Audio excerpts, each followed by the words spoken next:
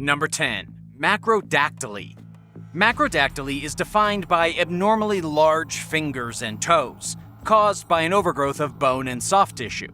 It's something people are born with and usually occurs in one hand or foot, with the oversized appendage getting even bigger as the person grows. That means even as adults, they'll have mismatched hands or feet with distressing results. Nobody knows what causes the condition, which is not hereditary and does not result from the mother's habits during pregnancy.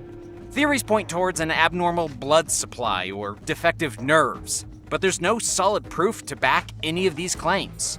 While macrodactyly is considered benign, having a massive couple of fingers or toes can be pretty detrimental to someone's quality of life. Consider, for example, Lia Hua, a man who was once known for having the world's largest hand. When he was hospitalized in 2007, his left index finger measured nearly a foot or 30 centimeters long, and his middle finger was around 6 inches or 15 centimeters long. The man's entire left arm weighed roughly 22 pounds or 10 kilograms. By the time he turned 24, Hua's gargantuan fingers had finally stopped growing, qualifying him for corrective plastic surgery. He underwent a 7-hour operation to reduce the size of his fingers and thumb. During the procedure, surgeons removed 11 pounds, more than 5 kilograms of flesh and bone. He wasn't done though. He later had to undergo a second operation to reshape his arm and shoulder.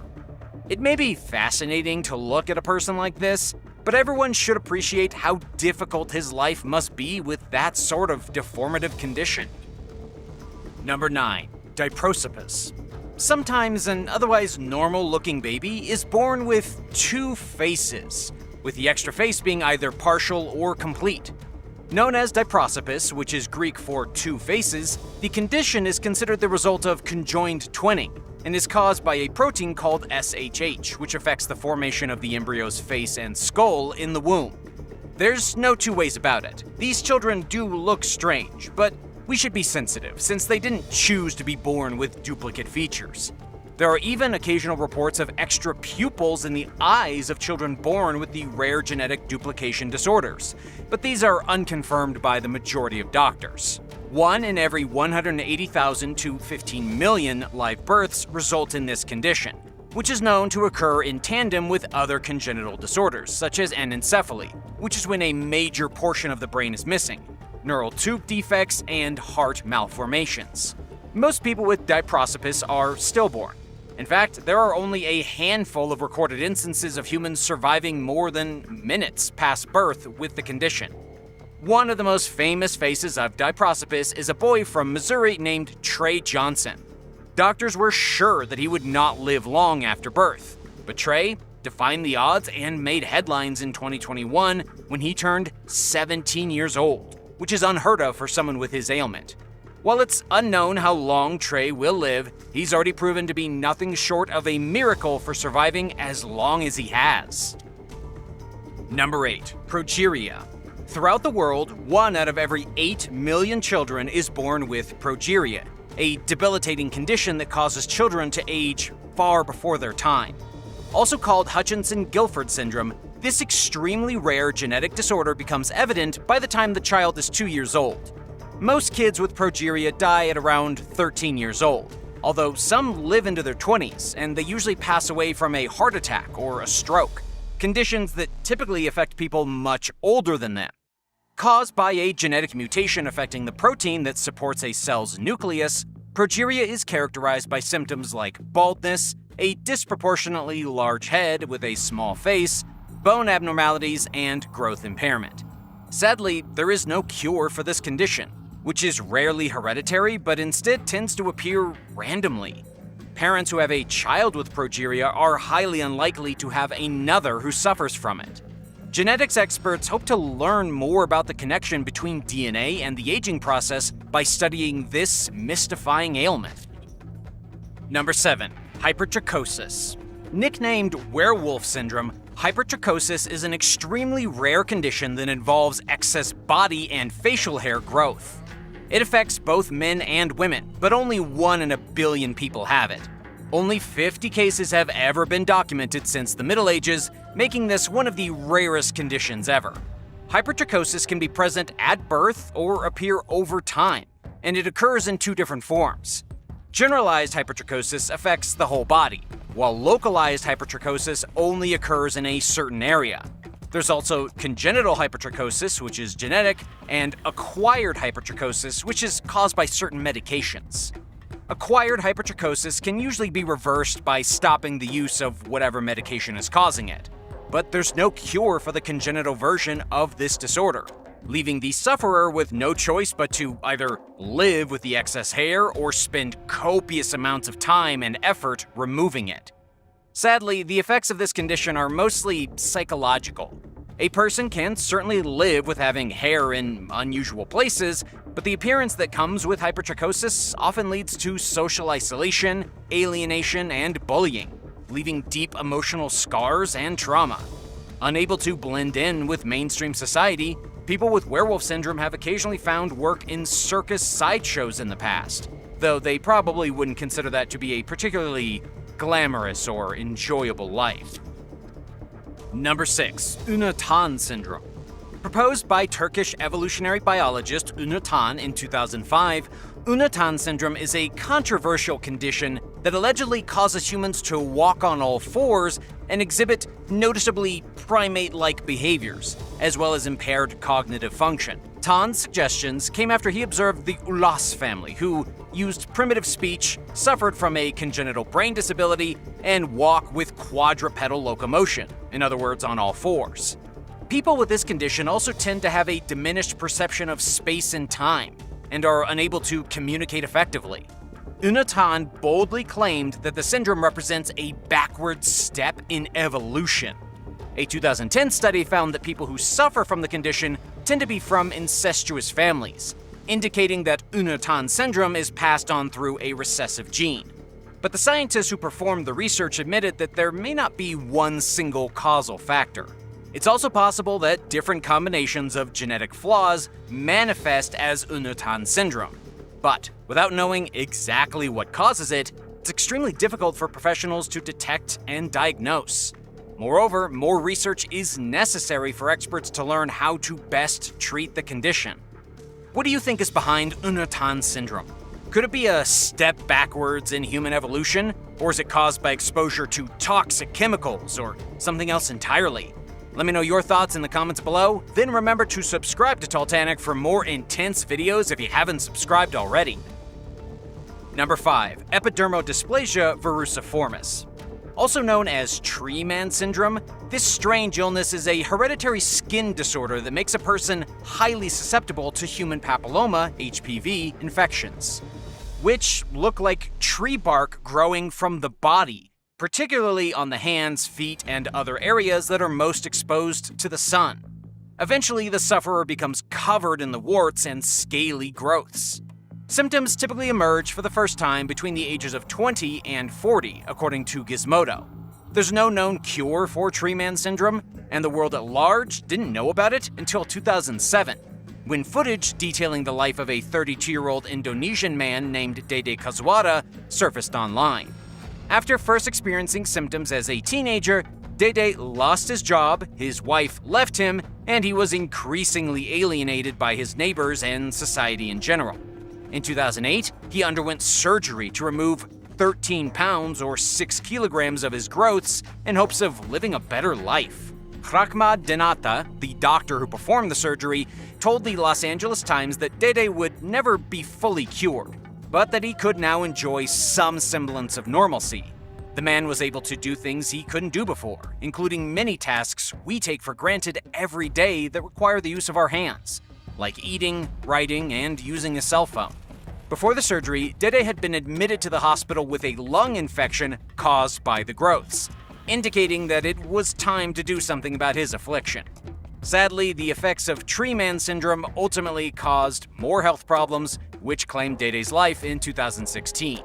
He was just 44 years old. Number 4. Ectrodactyly. A person who suffers from ectrodactyly, also called split hand, split foot malformation, SHFM, or cleft hand or foot, is typically missing one or more of their middle digits on their hand and or feet. This congenital disorder affects the development of these appendages. leaving those afflicted with claw-like feet and hands that often contain just one thumb and one finger, hence the condition's nickname, lobster claw syndrome. In addition to an array of rare limb deformities, ectrodactyly often comes with hearing loss. The condition is caused by several factors associated with chromosome 7, but it's not fully understood by experts. While there are certainly setbacks to having ectrodactyly, in many cases people can live at least relatively normal lives. Take, for instance, actress and former television anchor Bree Walker, who appeared on Nip Tuck. She has enjoyed a successful career despite any obstacles she faces due to having ectrodactyly. But, as Walker knows, the condition can be passed down from parents to their children. She still had 2 kids, knowing about the 50-50 chance that this would happen, and both children were born with ectrodactyly. Some people criticized Walker's decision to become a mother because of the deformity's hereditary tendencies, but she defended her choice both in real life and on screen, when she played a character who said, "Ultimately, I decided they have every right to be here and to be different." And she has a perfectly valid point. In some cases, medical experts have even managed to correct the deformities well enough to defeat its hindering effects. Boston-based plastic surgeon Dr. Joseph Upton made a groundbreaking accomplishment in this regard when he replaced some of the missing fingers of a pair of 2-year-old girls with some of their toes, creating thumbs that had some movement and sensation, greatly enhancing their quality of life.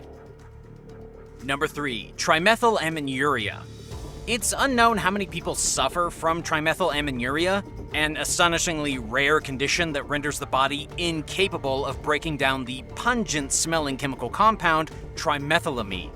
As a result, the individual emanates an odor that's been described as resembling rotting fish, rotten eggs, garbage, or urine. That's right, they have incredibly horrifying body odor, and there's nothing they can do to stop it. Just be grateful it isn't you, and be kind if you ever meet a person with this. The smell results from the buildup of trimethylamine in the person's body, which causes it to seep out of their sweat, urine, and breath.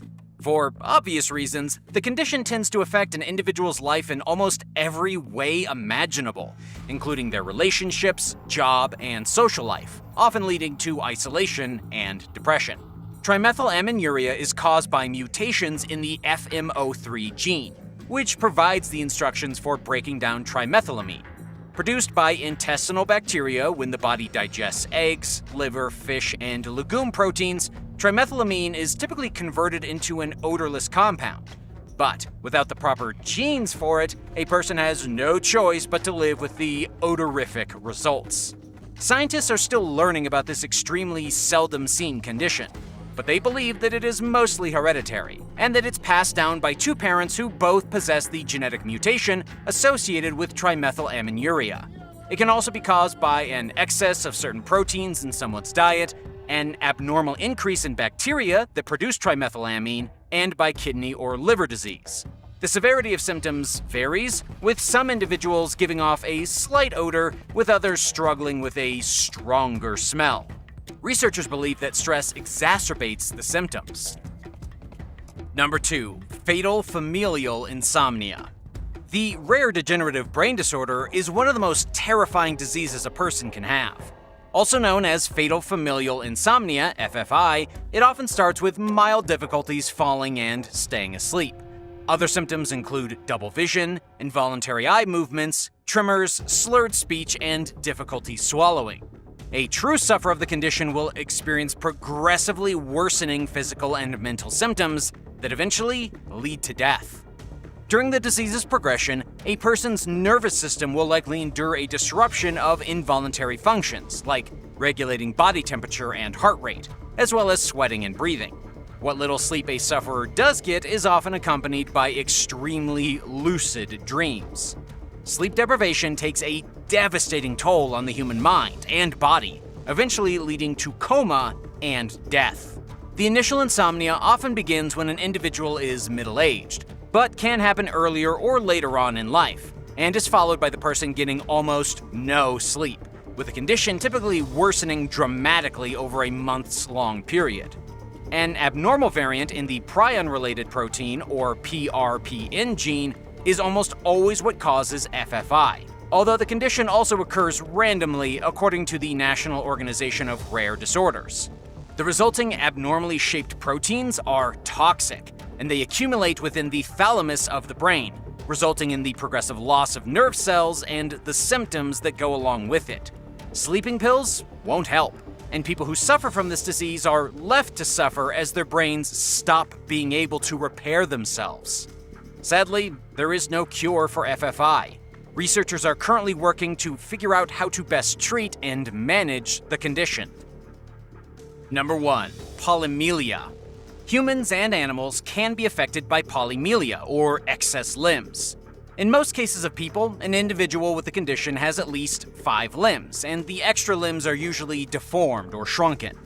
This sometimes happens as a result of an embryo that started as conjoined twins, one of which degenerated, leaving only their partially developed limbs behind. One extreme form of the condition, known as Dipicus deformity, occurs when the body's lower abdomen forks, usually resulting in 2 sets of legs and 2 pelvises. There are other types of polymelia, including cephalomelia, which is characterized by an extra limb protruding from the head, pyromelia, an extra limb attached to the pelvis, thoracomelia, an extra limb in the midsection, and notomelia, an extra limb attached to the back.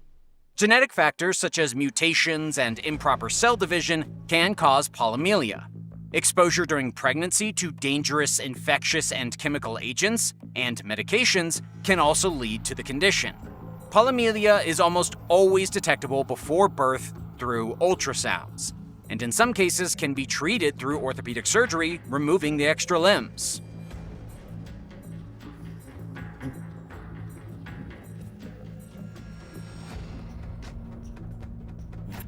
Number 10. The seven-headed figure.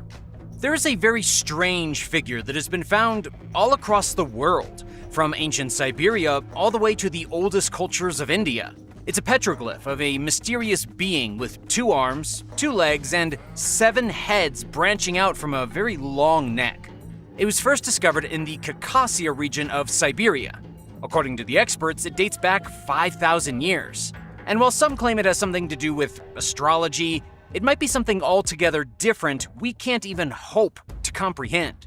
Let's take a look at the Hindu goddess Manasa, who is depicted as an ordinary woman with a couple of extra arms and 7 cobra heads, fanning out behind her ordinary head.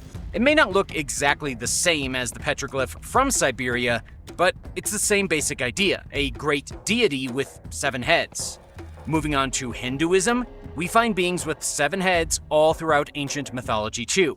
Even the Greek hero Hercules had to slay the Hydra, which is a beast with 7 heads. Cultures from Mongolia to Iran all had some kind of monster with the same amount of heads, and they were almost always serpent heads. Even in Mexico, a sculpture has been found depicting a popular deity with 7 snake heads. This was found in Veracruz. It's the Aztec goddess of fertility, Aparicio. Even more bizarre is that the figures with their 7 snake heads are often female. It's one thing when all these cultures came up with the idea for a 7-headed god. It's beyond coincidence they all chose to make them female. Why? Well, nobody knows. Number 9. The Great Flood. There has been a lot of speculation over the story about a flood washing over the earth. In the Bible, there was a great flood that washed over the earth, causing Noah to build his ark and rescue all the animals. But did the flood really happen? According to a few ancient coincidences, it just might have. The thing is that in almost every ancient culture, there's a story of a flood. And if scholars are to be believed, those who wrote the stories, or at least passed them along, were speaking of an actual flooding event. Which cultures talk about the Great Flood? How about the Egyptians, the Babylonians, the Sumerians, and the Assyrians? The Great Flood is spoken of in the Epic of Gilgamesh, the Hebrew Bible, and the Sumerian creation myth. But the flood is also spoken of in texts from other parts of the world, like in Hindu mythology, in which Vishnu warns the very first man on Earth that there's an impending flood and that he should build a giant boat. But there are even more obscure ancient religions that spoke of a flood. For example, in the relatively unknown yet very ancient Zoroastrian Mazdaism, Ahiram attempts to destroy the world using a drought, and the hero Mithra starts a flood to save the world. But only one man survives inside an ark filled with his cattle. In other words, just about every ancient culture in the world talked about a flood. The consensus is that there probably was one. Number 8. Pinecone symbol. Pine cones have been around for a long time, about as long as pine trees. Well, pine cones may be more than just crunchy brown things littering the forest floor. The pine cone also represents the third eye, the pineal gland, and human enlightenment. As hard as this is to believe, it may actually be true. The pine cone has been found all throughout the ancient world and is seen so often and in so many cultures that it just can't be a coincidence. Let's start with the Egyptian staff of Osiris. This artifact dates back to 1224 BCE and shows two serpents spiraling around the center staff to meet a pine cone at the top. There's no mistaking the pine cone symbol for anything else. It's a unique shape and texture. There are also Hindu deities depicted with pine cones. There are countless sculptures in which a deity is grasping what appears to be a pine cone. Then there's Shiva, whose hair is actually coiled in the exact shape of a pine cone. But what do all these coincidences mean? Why is there a pine cone on the Vatican flag and even on the sacred staff that the Pope carries? One of the prevailing theories is that the pine cone really does represent the human third eye and the secret of enlightenment, something our ancient ancestors understood and that we have since lost. What do you think? Is a pine cone just a pine cone, or is it so much more? Let me know in the comments below, and if you're liking the video, be sure to hit the thumbs up and subscribe buttons if you haven't already. Number 7. The ancient swastika. Speaking of ancient symbols, the swastika is, without a doubt, the most controversial symbol in the world. It's a thing that today represents hate and evil thanks to that Hitler guy. But long before Hitler ever showed his ugly mug, the swastika was seen all over the planet in different cultures. In Sanskrit, the swastika was the symbol for well-being. It was used by Hindus and Buddhists, and even adopted by the USA pre-World War II. Back when Coca-Cola was still 5 cents, it was advertised on swastika-shaped bottle openers. Did you know the swastika was even used by the Boy Scouts and the Girls Club of America? At this point, you might be thinking the swastika isn't a coincidence at all, since it's been seen in all the same religions from India to Japan. But in fact, there is an ivory figure of a bird in the National Museum of History in Ukraine made from the tusk of a mammoth, and yes, it was found engraved with the swastika. The figurine was discovered near the Russian border inside the remains of an ancient Paleolithic settlement from 15,000 years ago. According to the BBC, experts believe the swastika was seen as a fertility symbol. It's one of the oldest and most widespread symbols in human history, and nobody's really sure why. Number 6. Lost technology. At megaliths across the world, archaeologists have found proof of ancient metal clamps. Evidence of this old and mysterious technology has been discovered at temples, prehistoric monuments, and anywhere ancient people built their structures. The evidence comes in the form of molds that were once used to probably form clamps of metal to help in building. These molds were found in Egypt, Peru, and even Cambodia. The big coincidence is that the same technology has been found at all these random points across the globe. How do we know these clamps were actually used? Well, because their imprints are still around today. There are distinct impressions in the stone at ancient sites that look as though they'd been used to hold huge blocks of rock together. In South America, many of these clips were apparently stolen by the Spanish, who thought they were crafted from gold. The rest have been lost, just like nearly all the ancient technologies of the world. Some have speculated that aliens actually came down and gifted this metal technology to all the ancient societies, giving them a jumpstart that would lead to complex cities and structures. With the ability to fix together huge blocks of stone using metal clamps, different cultures were able to make impressive buildings that still leave us in awe. Number 5. Pyramids everywhere. When it comes to ancient coincidences, there's nothing more curious than the pyramid. And while most famous pyramids are of course those in Egypt and the pyramids of Mexico and Central America, there are actually pyramids built in other locations all over the world. Many of the pyramids are built in rows of 3 and line up with the constellations. There are pyramids in Greece, known as the Pyramids of Argolis, that were constructed sometime between 2000 BCE and 400 BCE. Then there's the Pyramid of Cestuus in Italy, crafted in the year 18 BCE. We have the shocking Kushite pyramids in Sudan that were built by the ancient culture of Nubia, with many of them even older than those in Egypt. In fact, there are over 255 pyramids in Sudan alone. Why were so many ancient cultures building pyramids, especially ones that didn't have any contact with one another? There have been pyramids discovered in Indonesia, Peru, Cambodia, and even in Cahokia in the United States. Did all of these ancient civilizations think of building pyramids on their own? Or were they inspired by something that appeared to all of them, perhaps from another world? What do you think? Number 4, Rome and Rio. Artifacts that came from ancient Rome were found in a bay in Rio de Janeiro. What's really strange is that the Romans never even made it to Brazil. Nevertheless, the artifacts originated 17 centuries before Portuguese explorers ever entered the region. These artifacts were from 2,000 years before European eyes ever saw South America. So what exactly are Roman artifacts doing at the bottom of Guanabara Bay, only 50 miles or 80 kilometers from Rio? Did the Romans truly conquer the world, being the first ones to reach South America? The best theory is that the Romans' ship got lost in the ocean and then sank in the bay, though it is impossible to say whether the Romans themselves ever made it to ground. Underwater archaeologist Robert Marks, who specializes in sunken treasure and early exploration, believes the Roman vessel probably anchored in the bay and then was blown into the reef and destroyed, leaving a small dispatch of Romans abandoned in Brazil. This could obviously have a lot of implications. Did the Romans settle in the area? Did they interact with the natives? And if so, does this mean the ancient South Americans knew about Europe, but the Europeans didn't know about them?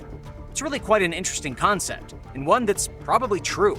After all, there were dozens of Roman amphorae jars found. The jars were used for carrying wine and oil on long voyages.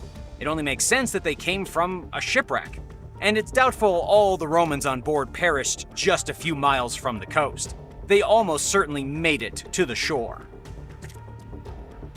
Number 3, designer handbags. All across the globe, there are mysterious statues that seem to show ancient cultures worshipping a designer handbag. There are statues from Mesopotamia, New Zealand, and Egypt, just to name a few, with some allegedly going back up to 10,000 years. Now, none of this has been scientifically confirmed by any major scientists, but the proof is still there. After all, you can't really fake ancient statues. But just what is this mysterious handbag seen all over the world?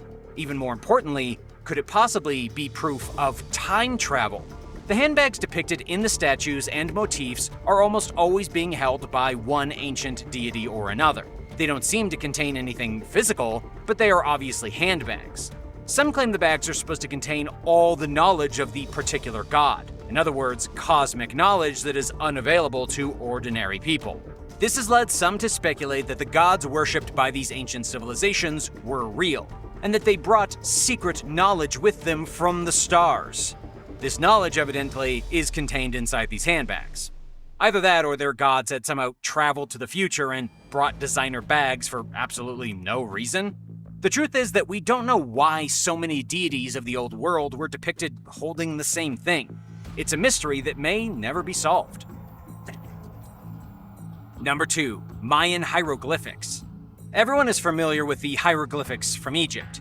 But did you know that the ancient Maya also used hieroglyphics? In fact, the writing system employed by the ancient Mayans was very similar to what was used in Egypt. The Maya wrote using a system of roughly 800 individual signs and glyphs, drawn out in columns that read from left to right and from top to the bottom. Each word in Mayan represented a word or a syllable, and they could be combined to form any word or concept. These included numbers, names, titles, places, literally anything. The hieroglyphics were often carved in stone or even wood, and they would be found all across the ancient Mayan archaeological sites, written on monuments, on pieces of architecture, and scrawled over walls. The hieroglyphics have even been found on pieces of pottery. The big coincidence here is that the hieroglyphics are so similar to those used in Egypt. How on earth could the Maya civilization have gotten inspired to create their system of writing, which appears to be based on the system of writing used by the Egyptians? Scientists and historians are at an absolute loss. It's such a strong coincidence that it would be as if a small village in China began to write in Latin 5,000 years ago without ever meeting the Romans. It just doesn't make any sense. Number 1. Hinduism in ancient Egypt. The ancient Egyptians were doing things way before Hinduism really became popular. But why does it seem like the Egyptian creation legend is based on the Hindu creation myth? Historians don't know. But there are an awful lot of coincidences between how Egyptians believed they came into being and how the Hindus believe they came into the universe. In both Egyptian religion and Hinduism, before the universe was ever created, there existed only primordial water and no light and no movement. The Egyptians actually feared the world would fall back into this state of darkness. This is why they developed a cult based on worshipping solar deities. If the sun failed to rise one day, Egypt would fall into darkness and chaos. The Hindus believed in something quite similar. They thought the Earth was only going to last for 4 million years, at the end of which the universe would be destroyed and everything would fall back into the primordial waters. The similarities here are that both religions feared the world falling into primordial darkness before the universe. Only the Hindus had an actual date that it would happen. Thanks for watching. How do you feel about the link between ancient cultures?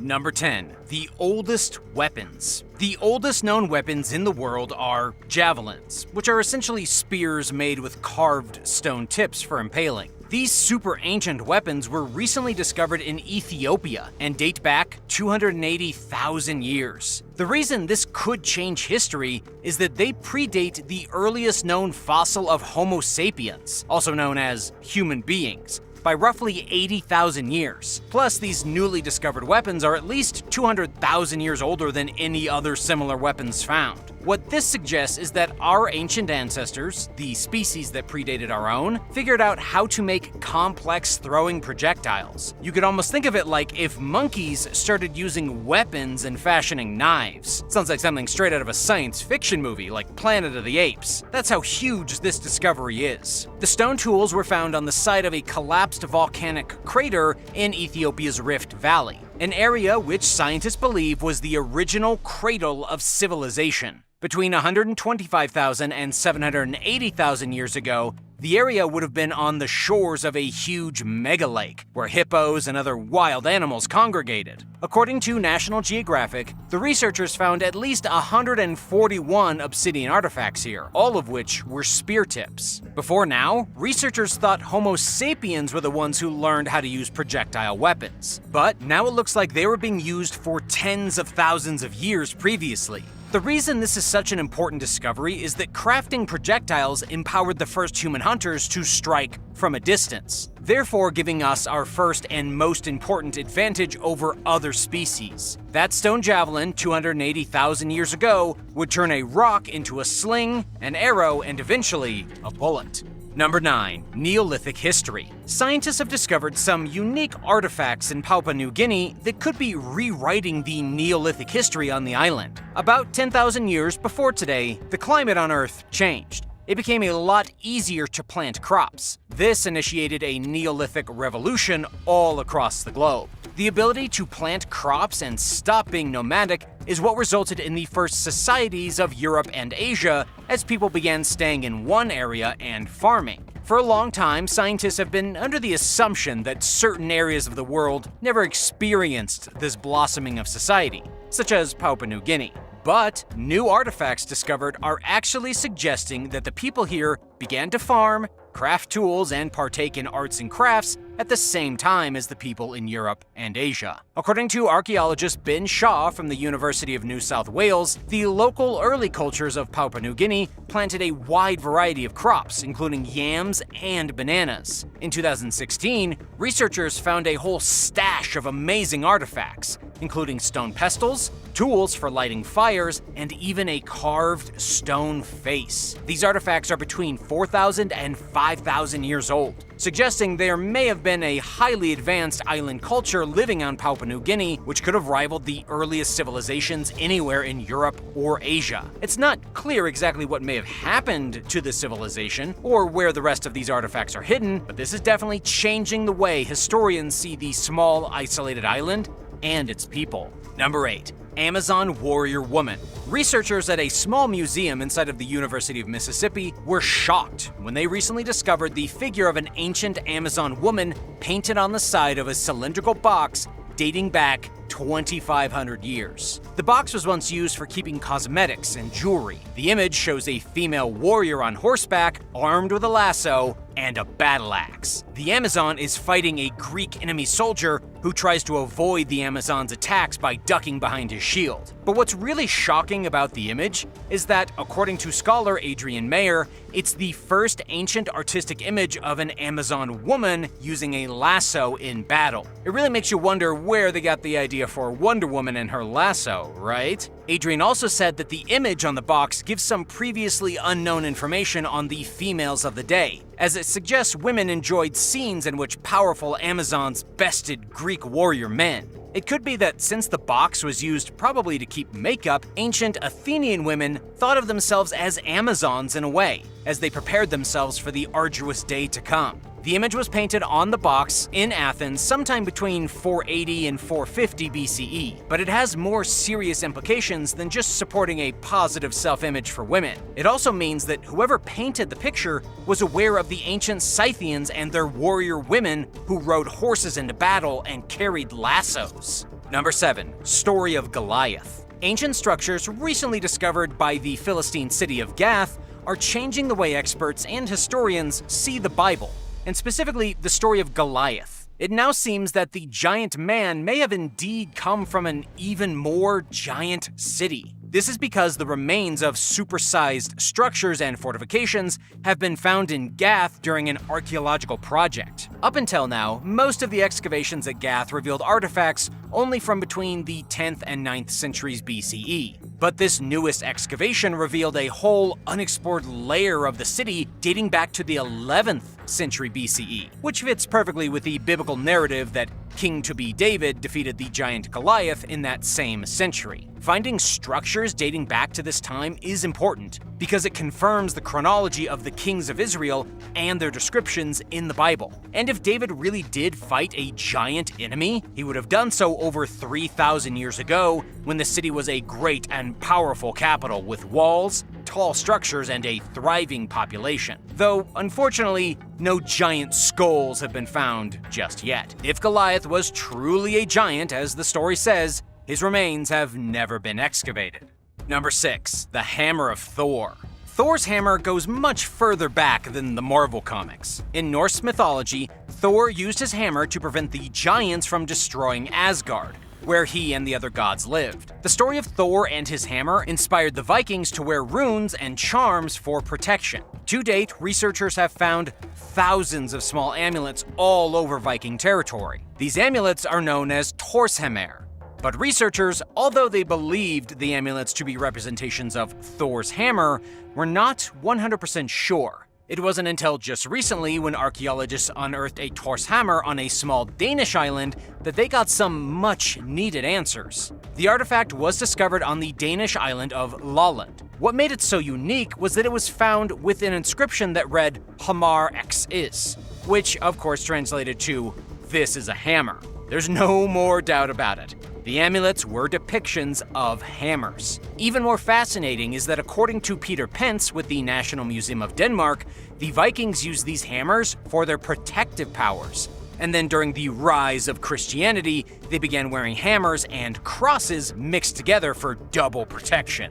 Number 5. Egypt's wetter climate. A mummified shrew found in Egypt has shed some light on what the country looked like just a few thousand years ago. The remains of the shrew were found at a burial site in Kiesna, inside the Falcon Necropolis. Over 2,000 years ago, the Egyptians were mummifying and preserving animals of all kinds inside the necropolis, shrews being just one example. But what's really amazing is that a lot of the animals here no longer exist in Egypt. According to Neil Woodman with the Smithsonian's National Museum of Natural History, studying the mummies left behind in this place can show how the environment has changed and what its effects have been on the animals that used to live in Egypt. The shrew is only found today in moist places. This is an animal that does not like living in the desert. It prefers moist wetlands. But that explains why it was found in the necropolis. Scientists have suggested that 2,000 years ago, Egypt was significantly wetter than it is today. This means it hosted a more diversified portfolio of wildlife. It's not exactly clear how Egypt got so dry so quickly, or what animals may have had to do with it, but understanding that Egypt was actually a wetland and not a desert can help change people's false image of this ancient kingdom. Number 4. New author of the Dead Sea Scrolls. In one of the most shocking discoveries of 2021, a second author of the Dead Sea Scrolls has been discovered. The Dead Sea Scrolls, in case you didn't know, were found in the late 1940s in Israel and consist of over 900 manuscripts, the oldest remaining physical text from the Hebrew Bible, dating back to between the 4th century BCE and the 2nd century AD. As you can probably imagine, the authors of the manuscripts did not leave their names on the scrolls, but it was kind of assumed that if somebody wrote one of the manuscripts, they did so themselves. But a new study using artificial intelligence has shown subtle differences in the handwriting of one of the scripts. It shows that it was written by at least 2 scribes, although their handwriting is so similar that it's impossible to tell the difference with the naked eye. What this means is that the scribes were probably receiving training at the exact same school or as part of some kind of secret cult. The newest discovery has opened up a universe of possibilities. Researchers are now closer to discovering why the Dead Sea Scrolls were written in the first place and who exactly was behind it. If these scribes were indeed trained to write the scrolls, just which secret organization trained them to do so? Do you have any theories on who wrote the Dead Sea Scrolls? What do you think was behind them? Tell me your thoughts in the comment section below. Then remember to subscribe to Talltanic if you haven't already for more intense videos. Number 3. Europeans in Alaska. Archaeologists working in the Alaskan Arctic may have just discovered artifacts that predate Christopher Columbus arriving in the New World. This discovery is controversial and hasn't really been discussed in professional circles. This is because changing history is hard, and nobody wants to rewrite the history books, even if that very history proves to be wrong. Here's the deal.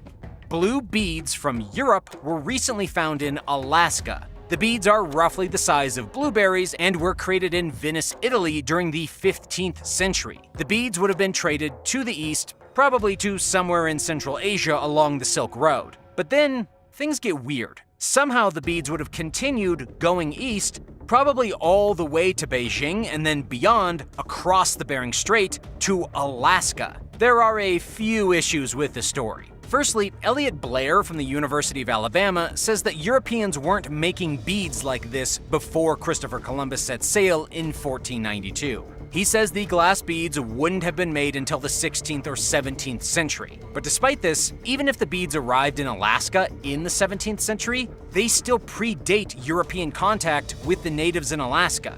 This suggests that it was actually the Asians living in eastern Russia who met the Alaskan indigenous people first, and maybe even had a trade route established with them. Even if the glass beads didn't end up in Alaska until much later, native Siberians probably had contact with those living in North America far before Christopher Columbus ever showed up with his crew and brought such a massive change into the world. What do you think? Do you think that the Yupik people of Siberia might have known the Inuit of Alaska back in the 16th century? Number 2. Biblical archaeology. It's said that the Bible spans 1,400 years of real history. However, some have estimated the Bible actually goes back over 4,000 years. According to Professor Tom Meyer, the Bible and its mysteries can be unraveled by using archaeology. It turns out that archaeology and the Bible may go hand in hand. One of the most powerful examples of how archaeology can confirm the characters from the Bible came in 1933 when a British excavation in the ancient city of Jericho unveiled artifacts that may have belonged to King Eglon of Moab, described in the Book of Judges as the ruler of the Moab society, who teamed up with Ammon and Amalek to attack Israel. There are lots of figures in the Bible that nobody thinks really existed, and yet it seems archaeology is able to change our historical view of the people and events in the book. But what's really strange and more unexplainable than anything is how exactly the Bible was put together over such a long course of time. If the Bible really does span almost 2,000 years of history, who continued writing the book throughout all that time? Or if it was written to include 2,000 years of previous history, what ancient historian was able to track down all of that knowledge in a time when many places on the planet hardly had a system for writing? Unfortunately, this is something scientists can't figure out. What do you think? Number 1. African coins. According to the recorded history of Australia, the first foreigners to step foot on the continent were European. The first Dutchman arrived in 1606, and then Captain James Cook claimed the continent in 1770 for the British Empire. But a couple of strange artifacts recently discovered may be flipping that history on its head. The coins were minted by an Islamic civilization no longer around today. The coins were commissioned by the ruler of ancient Kilwa, in what is today Tanzania. They date back to the year 900. Suggesting it may have been Arabs instead of Europeans who first stepped foot in Australia. Unfortunately, nobody has found the ruins of an ancient settlement or anything else to suggest early visitors. It could also be that sailors from Africa arrived in Australia, traded some coins to the local indigenous people, then vanished and never found their way back. We don't actually know for certain how the coins ended up on Australian soil, but experts are fairly positive that they were there way before anyone from Europe ever landed.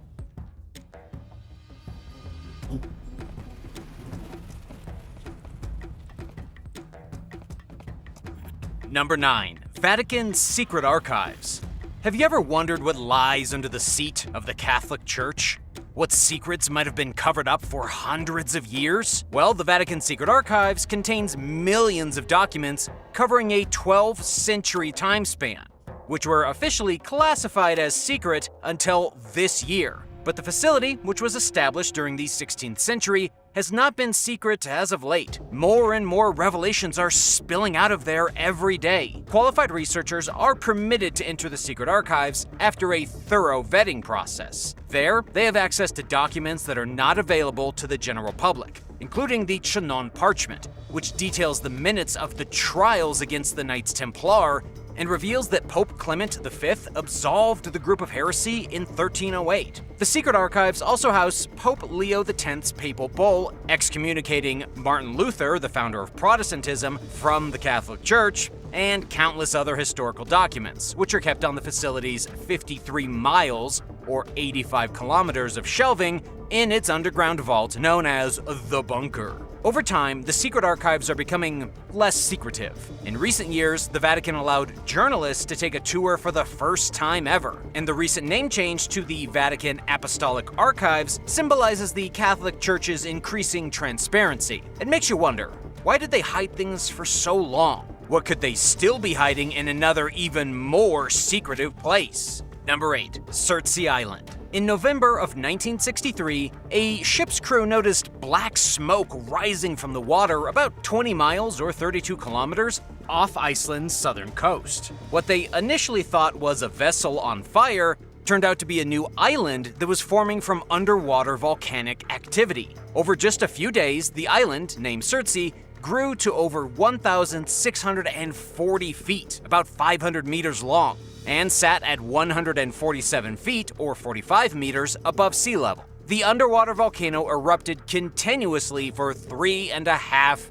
years. Surtsey is one of the planet's newest islands, and scientists are using this as an opportunity to study how its ecology evolves without human interference. For this reason, only approved researchers are allowed on Surtsey, and it is strictly off limits to the public. The good news is that there's nothing outwardly exciting going on here, so we're not missing out on much by not being able to visit. To experts and perhaps nature enthusiasts, however, the developments on Surtsey are exciting. Shortly after they first began observing the site in 1964, researchers saw the growth of molds, bacteria, and fungi. as well as the arrival of seeds carried by the ocean. The first plant life emerged soon after that, and by 2004, there were around 60 large plants, as well as simpler plants, including 75 bryophytes and 71 lichens. It makes you wonder, though, what governments would like to establish new, top-secret bases in remote places like this island? There have to be at least a few hidden islands out there where world governments conduct business they'd rather not make public. Number 7. China's Spy Museum. Formerly known as the Jiangsu National Security Education Exhibition Hall, China's Spy Museum opened in 2009. Writing for the Los Angeles Times, special correspondent Violet Law described the site as a propaganda showcase, featuring weapons disguised as lipsticks and cigarettes, as well as listening devices and containers for concealing secret documents, such as hollowed-out coins. The Spy Museum's second floor is reportedly dedicated to countries it perceives as security threats,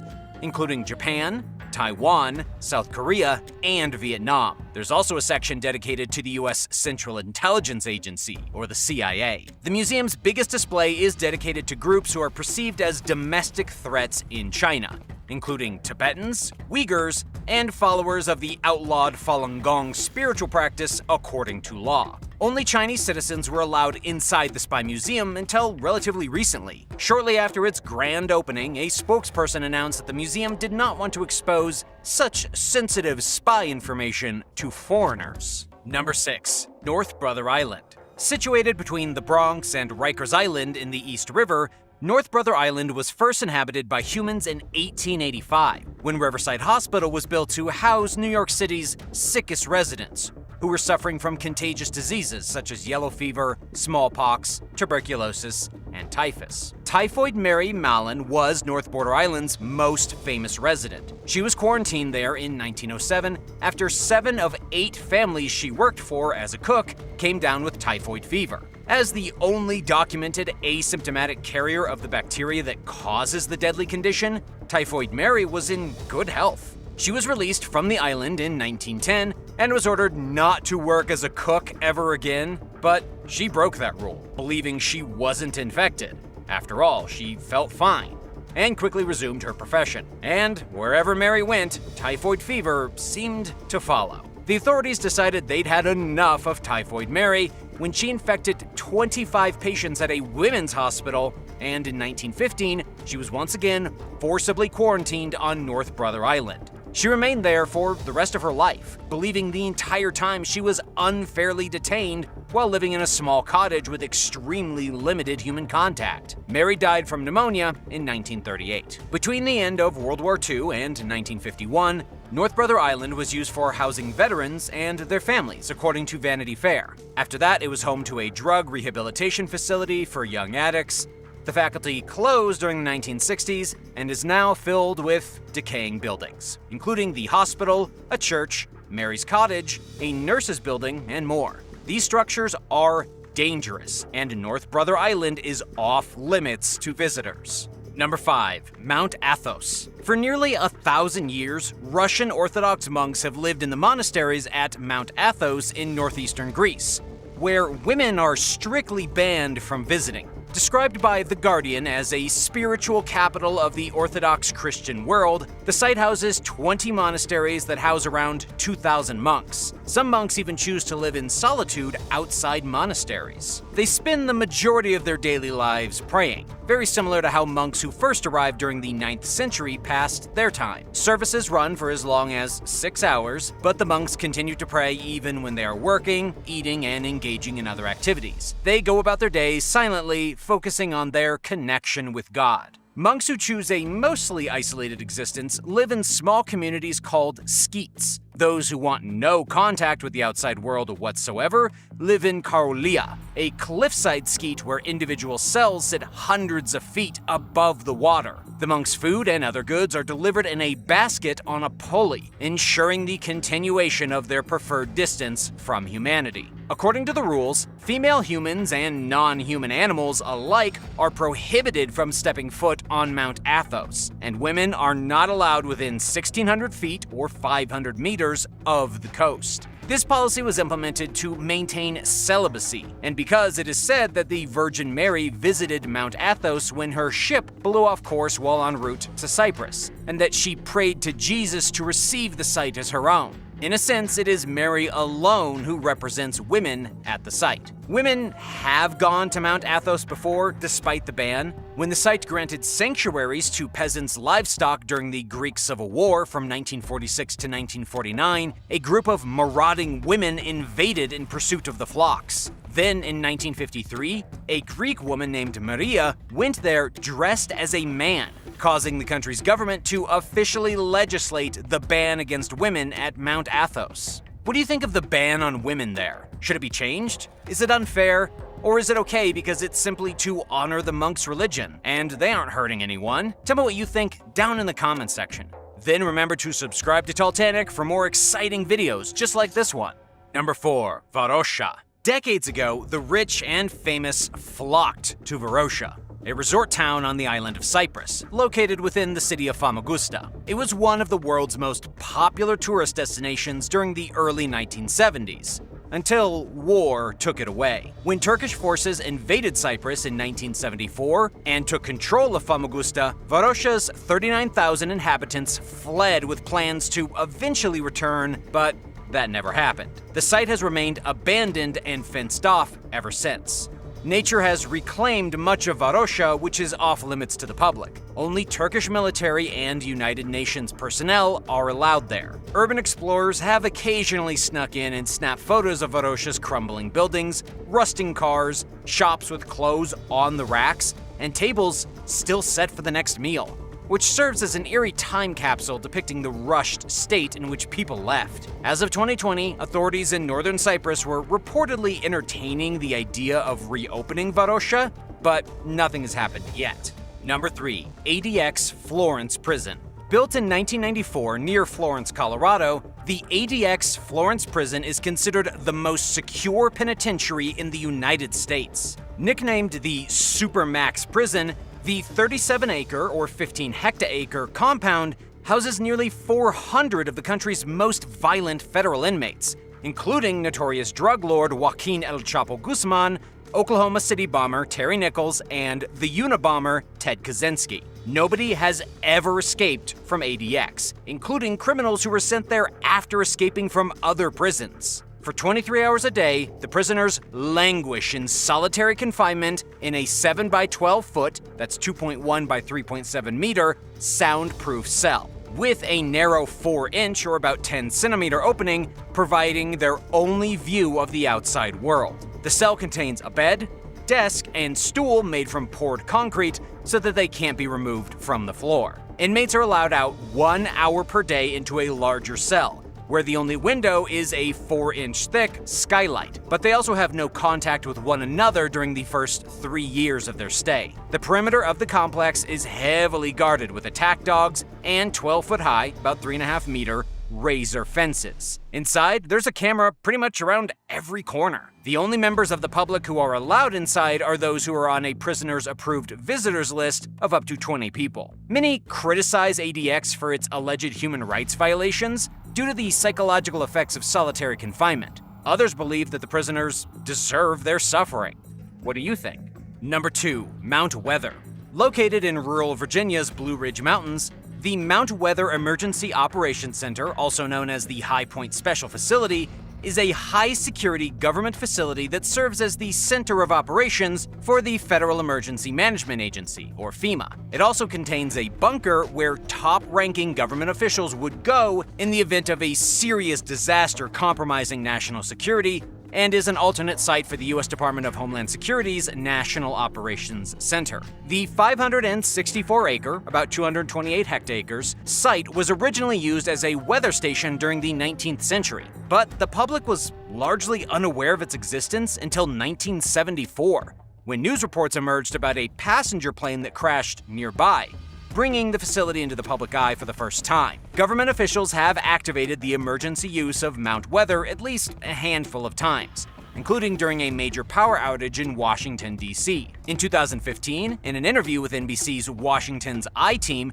Jacob Rosenthal, a former top aide to Attorney General Robert F. Kennedy, said that he was sent to the bunker in 1962. He described it as being located in the bowel of the mountain and said it had enough space to accommodate 2,000 top federal officials. Documents obtained by NBC under the Freedom of Information Act, or FOIA, reveal that the facility contains a medical unit, bunk beds, a cafeteria, a wastewater management facility, training rooms, and more. Little other information about Mount Weather is available to the public, and even the people who live in the towns surrounding it know almost nothing about it. Number 1. Plymouth.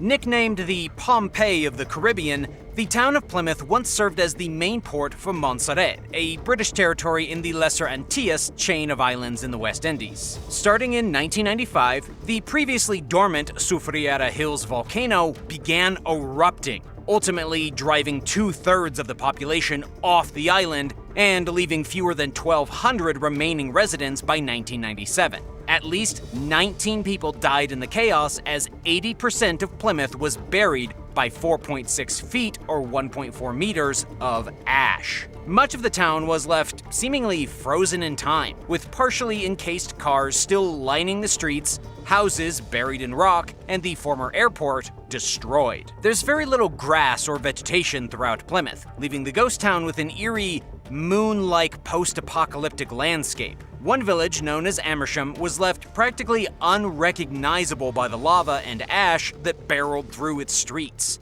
The only remaining visible remnants of the town are the tops of 2 buildings that did not get completely buried. But even settlements that didn't seem heavily damaged had their electrical and plumbing infrastructures completely ruined, rendering them uninhabitable. Because Plymouth was the island's largest settlement and relied heavily on the tourism industry, Montserrat's economy was hard hit by the disaster. The volcanic activity has quieted drastically since 2010, but continues today, and the government has imposed an exclusion zone encompassing Plymouth and numerous other abandoned towns in the southern half of Montserrat. For their own safety, visitors are generally not allowed there. Meanwhile, a new port and settlement are being built on the northwest part of the small island, which measures just 10 miles long and 7 miles wide, 16 by 11 kilometers. But Montserrat has not recovered from the devastating eruptions, and many, if not most, of the people who left haven't returned. The cost of rebuilding Plymouth is unrealistic, and it's highly unlikely that Montserrat will ever be restored to its former glory.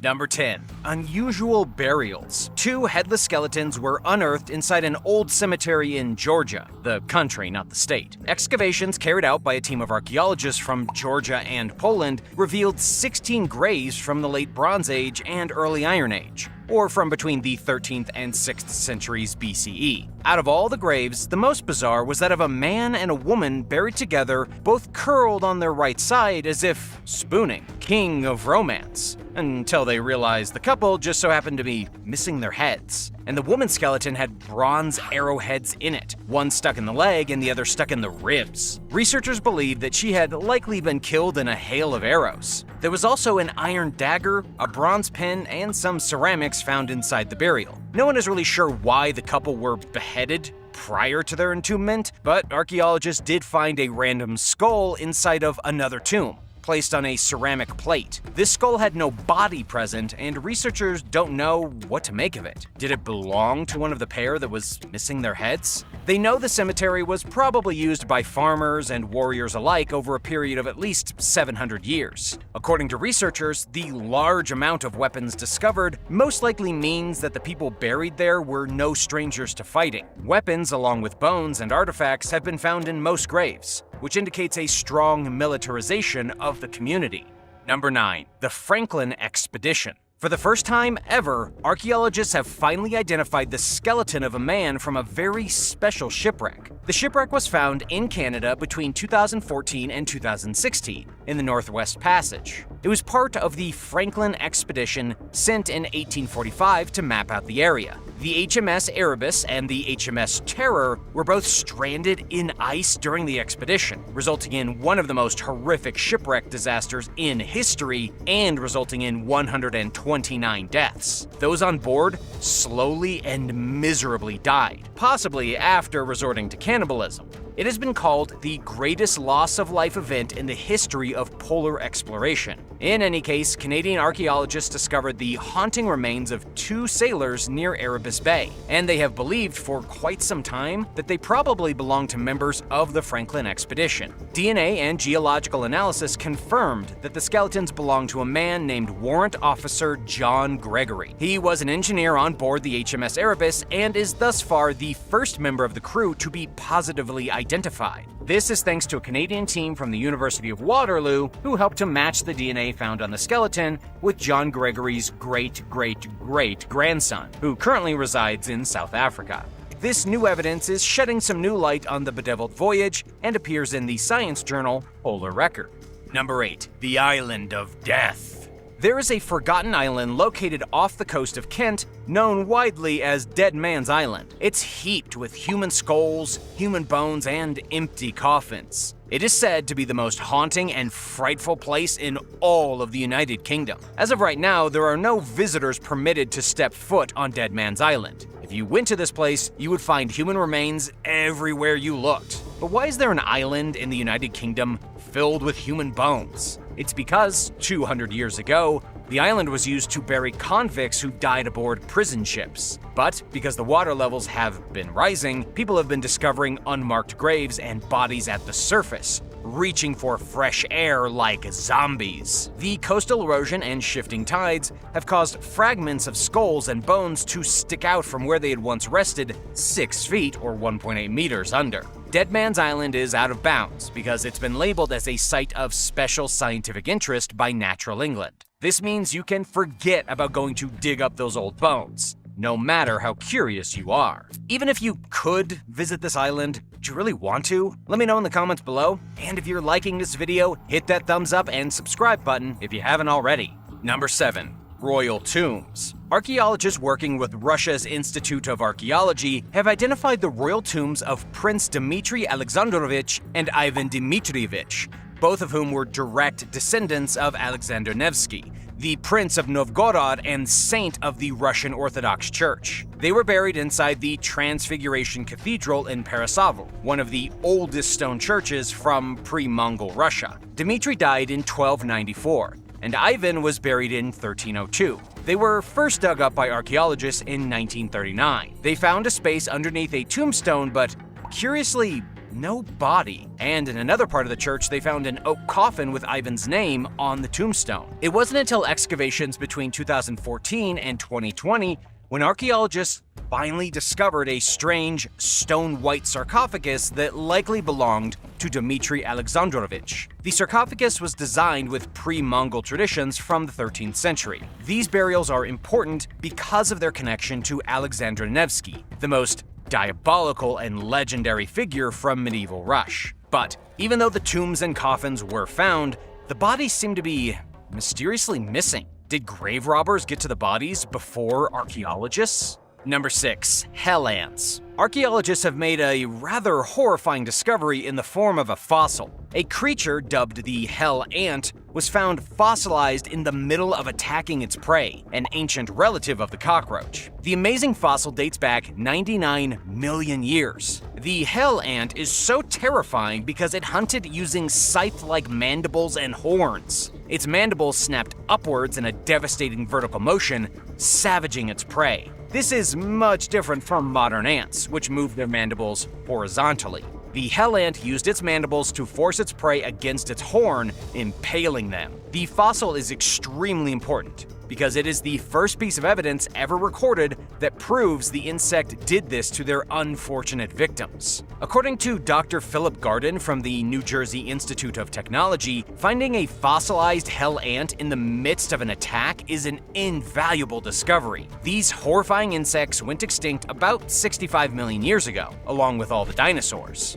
Number 5. giant foot potato. In an absolutely shocking discovery, farmers in a small Brazilian town discovered a giant 17-pound or 8-kilogram potato that grew into the shape of a human foot. The potato was grown with 5 toes, going from biggest to smallest, just like a human foot. The roots sticking out of the potato look like hair covering the toes. The potato even stands at knee height, looking like the foot of some kind of giant or maybe even Bigfoot himself. According to the retired couple who discovered the spud, they have never seen anything like it before. They have been planting potatoes in their vegetable patch along with their other vegetables for years, but they had no idea that one of their potatoes would grow into such a strange, unbelievable shape. The couple doesn't plan on eating this potato though. They will instead keep it on display as some kind of creepy miracle of vegetation. I don't know, would you eat it? Number 4, headless Vikings. Archaeologists recently found one of the most disturbing discoveries in British history. They found a mass burial site filled with headless Vikings in Dorset. The discovery was made in 2009 during construction. Researchers uncovered about 50 dismembered skeletons, every last one of them decapitated, with their bodies tossed into a shallow grave and their heads piled off to the side. There were also lumps of leg bones and rib cages in separate piles. The men excavated here were most likely Vikings killed by the local Anglo-Saxons. Researchers have no idea how the Vikings came to be decapitated and buried in a pit, but they figure the Vikings could have been invaders captured during an attempted raid. To teach the Vikings a lesson, the Anglo-Saxons chopped off their heads and threw their bodies in a shallow hole. This happened sometime between 910 and 1030 AD. Number 3, bone weapons. At the end of the Ice Age, the territory known as Doggerland, a chunk of land that once connected Britain to mainland Europe, was flooded. For over 8,000 years, the artifacts of those who had lived on this flooded piece of land were lost beneath the sea. In the 20th century, engineers began to scoop up the sea floor in an attempt to fortify the coastline of the Netherlands. During this war, thousands of artifacts and fossils were uncovered from what was once a thriving region populated by ancient peoples. Among these discoveries were more than 1,000 bone weapons. Archaeologists call these creepy weapons Mesolithic barbed points. They were used for making arrows, spears, and even harpoons. But what makes these weapons particularly fascinating is that they were made from human bone. Of course, some were made out of animal bones, like the bones from local deer, but many of them were fashioned using human skeletons. It's strange because there would have been other materials more readily available, such as antlers. They didn't have any good reason to use human bones in crafting arrowheads and spears other than for symbolic reasons, likely related to the spiritual and social beliefs of the time. What exactly those beliefs were, scientists have absolutely no idea. All we know is that our ancient ancestors really liked making bone weapons. Number 2, the Altamura Man. The Altamura Man is one of the most frightening Neanderthal skeletons ever found. His fossilized bones aren't on display in any museum though, and you definitely won't find them in an exhibition near you. Instead, they are still in the exact place where they were found, at the very bottom of a sinkhole near the southern Italian town of Altamura. The bones of the Neanderthal are in the exact same place where they've been for 130,000 years. This guy fell in a cave, down a sort of well, and to his untimely death. His skeleton then became a part of the cave itself, fusing to the very walls. His skeleton was first found in 1993 by cavers. For scientists, it has been frustrating. It takes at least 20 minutes to get through the narrow passage of the cave, not something most scientists are super interested in doing. It can be quite dangerous, and they don't want to end up like the very skeleton they're trying to study, so they have not yet been able to properly study the skeleton. His body is wedged inside of a tiny chamber, barely big enough for a single scientist to do any kind of investigating. Based on photos, videoscope footage, and x-rays that were taken in the depth of the cave, an initial study of the man's jaw, including an almost complete set of teeth, has now been published by scientists. This allows them to suggest that the man was probably a young adult, not that old, and that he had also lost 2 teeth before he fell to his death. According to a researcher from the Department of Biology at the University of Florence, the Neanderthal probably fell down a shaft, then sat in the cave and slowly died of starvation. But what's really amazing is that the guy's skeleton became kind of glued to the cave wall, covered in horrifying calcite mineral deposits.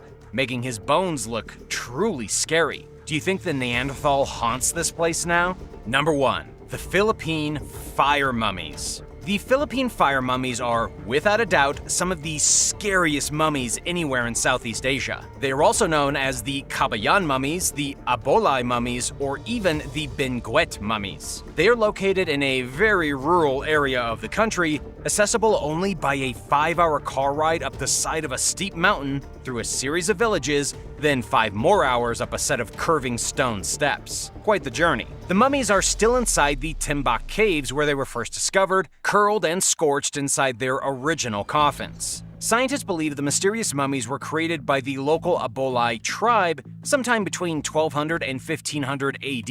These mummies got a very different treatment when compared to mummies from places like Egypt. The process began before death. The person ingested an extremely salty drink, then after death, the body was set on fire in the seated position. The fire would dry the fluids. Tobacco smoke would be blown into the mouth to dry the insides of the body, including the organs. Lastly, herbs were rubbed all over the corpse. The entire process took weeks or even months. When it was over, the mummies were buried inside of the caves where they lasted almost 1,000 years. The practice only ended in the 1500s when Spain invaded the Philippines. How do you think the Abolay tribe learned this mummification process? Let me know in the comments below. Nowadays, the mummies are left alone in their caves with little security. The place has been designated as one of the 100 most endangered sites in the entire world. Officials know about 50 to 80 other mummies, but they will not give their whereabouts for fear of vandalism. Locals still pay respects to these exposed mummies to this day, with offerings such as chicken dishes and gin, making sure the dead are well fed and taken care of in the afterlife. There's a small museum in Cagayan that also displays a few mummies.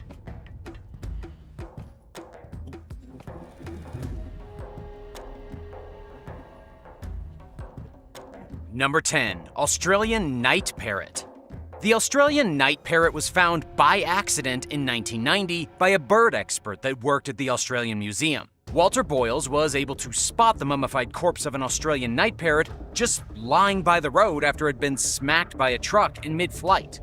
Why is this so interesting? Well, the Australian night parrot was first recorded as a species way back in the year 1845.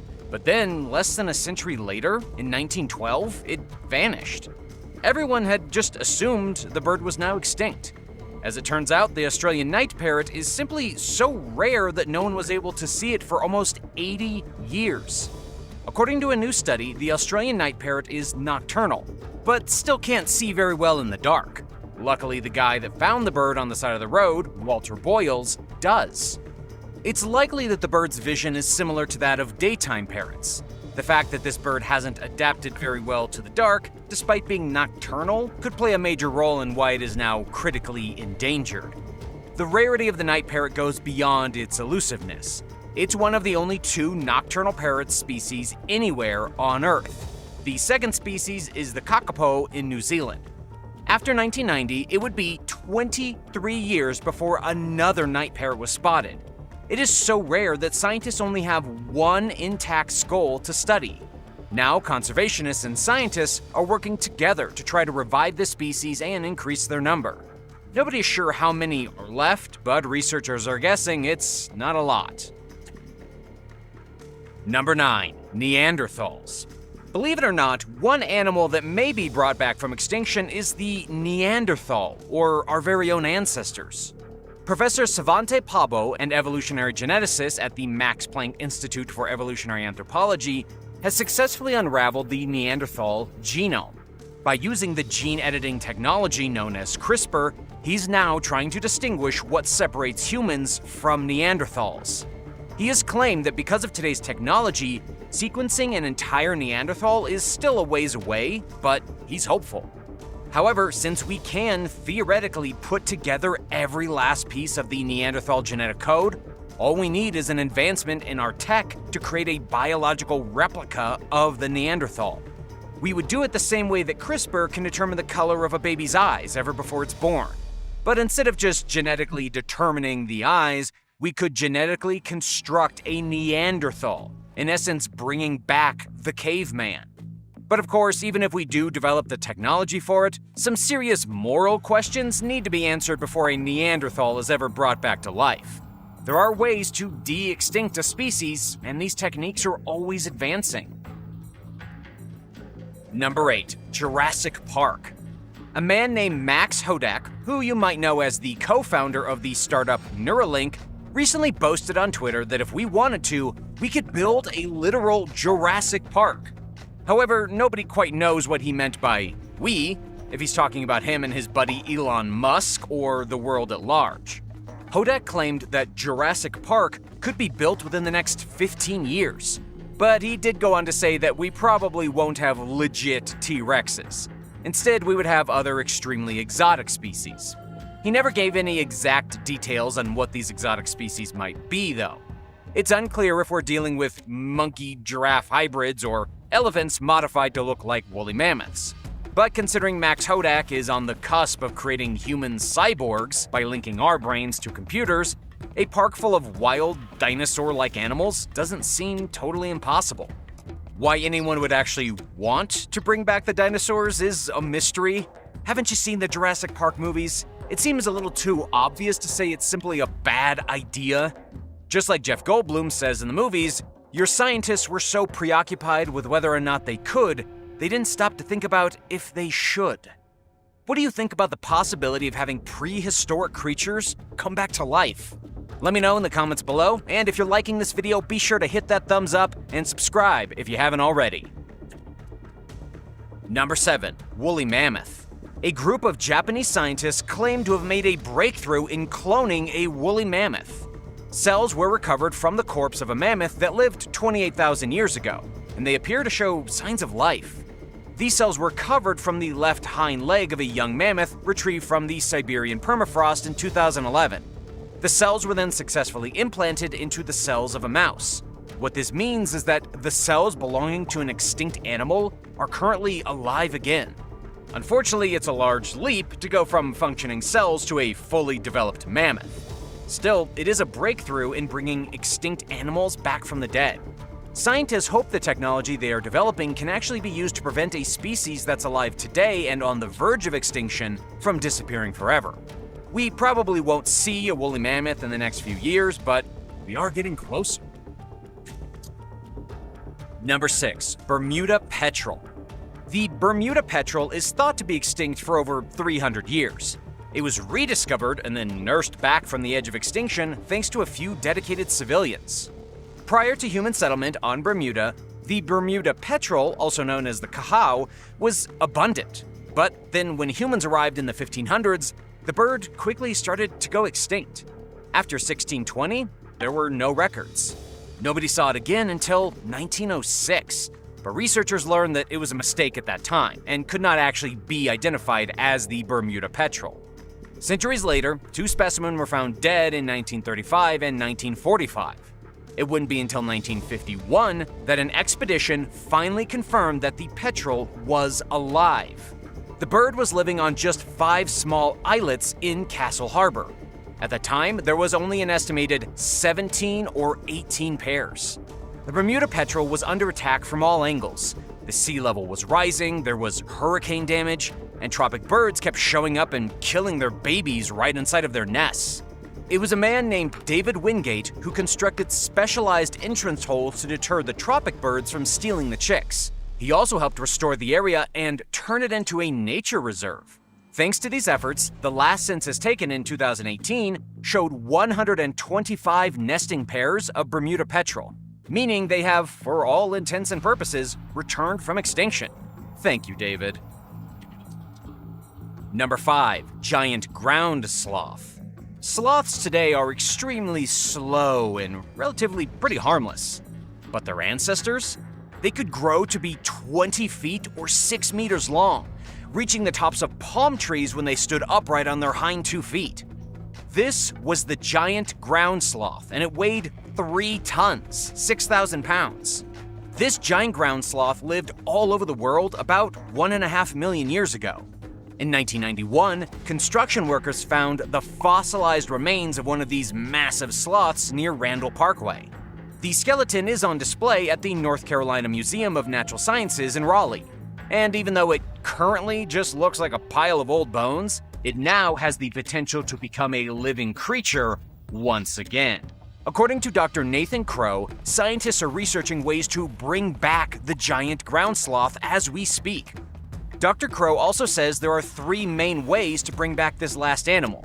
They could try breeding modern sloths to reproduce larger and larger sloths, though that's a long shot. Another way is by taking the nucleus of an extinct animal's cells and putting it inside a living egg to develop an embryo. The third option is genetic engineering, which is honestly beyond complicated. Unfortunately, even the most reliable options only have a 5% chance of working with our current science. Even though scientists are trying desperately to resurrect the giant ground sloth, we may still need better technology to do it. Number 4. Elephant shrew. The elephant shrew is not an elephant, and it's not a shrew. It is a tiny, adorable mouse that has finally been rediscovered in Africa 50 years after it was believed to have gone extinct. The last scientific record of the elephant shrew came in 1970. Then in 2020, an elephant shrew was spotted in Djibouti, near the Horn of Africa, during an expedition undertaken by scientists. Believe it or not, the elephant shrew is small enough to fit in your hand and is most closely related to aardvarks, manatees, and yes, elephants. They have noses like elephant trunks that they use to slurp up insects. That's just how crazy Mother Nature is. During the expedition, researchers used over 1,000 traps set at 12 different locations, baited with peanut butter, and witnessed approximately 12 elephant shrews. Apparently, they are fans of peanut butter, but come on, who isn't? Now the challenge is to track them and ensure their survival in the harsh African region where they live before they go extinct and stay extinct. Number 3. Dodo bird. Remember in the Ice Age movies there were all those silly dodo birds? They were real. 1 million years ago, the great ancestor of the modern Nicobar pigeon landed on the island of Mauritius where there were no natural predators. This bird ate itself into the enormous bird we know today as the dodo. Then, the Dutch sailor showed up in 1598 and wiped them out, creating one of the most infamous extinction events of a single species in human history. In just 75 years, the dodo was completely gone. Today, scientists are working to bring the dodo back. Why? Why not? One of the biggest challenges is that DNA breaks down very quickly in warm climates, where the dodo used to live. It's not like the DNA found in woolly mammoths preserved in the Siberian ice. It was thanks to dodos brought over to Europe and preserved in Copenhagen that scientists were able to sequence their DNA using stored bones. A scientist named Beth Shapiro recently sequenced the genome of that first bird we talked about, the Nicobar pigeon that is still alive today. As the closest relative of the dodo, this pigeon is critical for resurrection. The trick now is to somehow clone the dodo using primordial germ cells from the pigeon and editing the DNA with CRISPR. But scientists need to find a surrogate mother and father, and because the dodo was so much bigger than the Nicobar pigeon, they're thinking of using emus. Can you imagine? The hope is that within just the next few years, the dodo will be brought back to life. And to be honest, if any animal is coming back from the dead first, it would probably be the dodo bird. But I think I'd prefer that over a T-Rex. What about you? Number 2. Woolly rhino. A woolly rhino has been thawed after spending 40,000 years frozen in ice. Scientists in Yakutsk, Russia, announced the thawing of the 8-foot or 2.4-meter long rhino, which they say perished during adolescence. Dr. Valery Plotnikov claims the preservation of the rhino is very unique. They even found its horn nearby in the snow. The animal probably died from drowning, as it lived during a time when the Earth was heating and much of the ice was melting, creating a swamp-like terrain throughout Siberia. As for bringing this incredible animal back from the dead, things are looking pretty good. According to the New York Post, geneticists and paleontologists have been trying to revive the woolly mammoth thanks to all the available DNA. And now that there is so much woolly rhino DNA becoming available, we could see these animals being brought back to life at the same time. Number 1. Elephant bird. Scientists at Harvard University have finally assembled the genome, almost 100% complete, of a small bush moa that went extinct in the late 13th century after Polynesians settled New Zealand. According to Scientific America, this has seriously increased the chances of reviving the bird, known as the elephant bird, by slipping its genome into the egg of another large and flightless bird. In this case, an emu would probably be the best option. Who knew that emus would be so helpful in reviving lost species? Stuart Brand, co-founder of the group Revive and Restore, says that every improvement in ancient DNA analysis increases the probability of de-extinction. He's working extremely hard at the moment to resurrect the passenger pigeon. But the bird elephant is a little ways off, seeing as it was a huge and ferocious creature, unlike the small and wimpy passenger pigeon.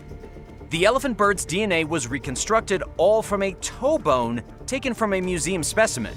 Experts are confident that within just the next few years, New Zealand could once again be home to giant flightless birds like the elephant bird, even more terrifying and dangerous than the emu or the cassowary. Thanks for watching. Which animal do you want to bring back from extinction? Which animal do you definitely not want brought back? Let me know in the comments, and if you enjoyed the video, don't forget to subscribe for more awesome content. See you next time. Bye-bye.